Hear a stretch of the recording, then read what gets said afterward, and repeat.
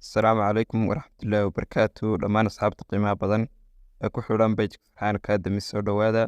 Maanta waxaan noo hayaa cashar ku saabsan conversation u dhexeeya laba qof. Intaanan casharkeena u gudbin waxaa kaa codsanaya inaad nagu soo biirtid ood ka mid noqotid asxaabta ku xidhan page-ka.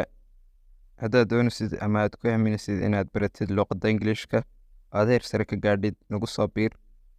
Aynu gudubno casharkeena maanta.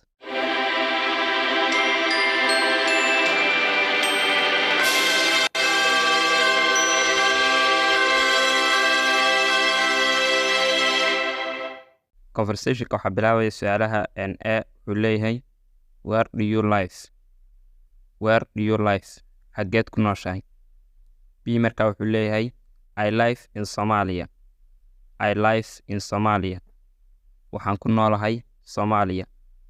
A baa leh where are you going xageed u socotaa. B markaa wuxuu leeyahay I am going to house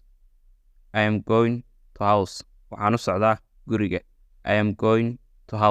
u socdaa guriga. A markaa wuxuu leeyahay what happened Ali maxaa kugu dhacay Ali. B wuxuu leeyahay nothing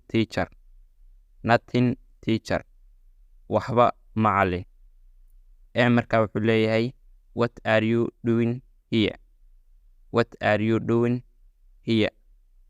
maxaad halkan ka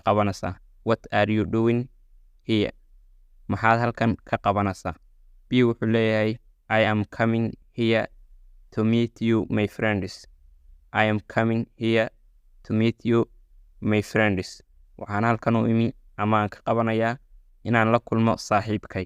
I am coming here to meet you my friends waxaan halkan joogaa ama aan ka qabanayaa inaan la kulmo saaxiibkay. My friend waa saaxiib. Wuxuu leeyahay markaa what do you study maxaad barataa. Study waa barasho. B wuxuu leeyahay I am a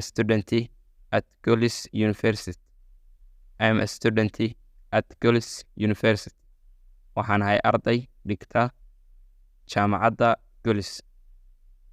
I am a student at Golis University waxaan ahay arday dhigta jaamacadda Golis.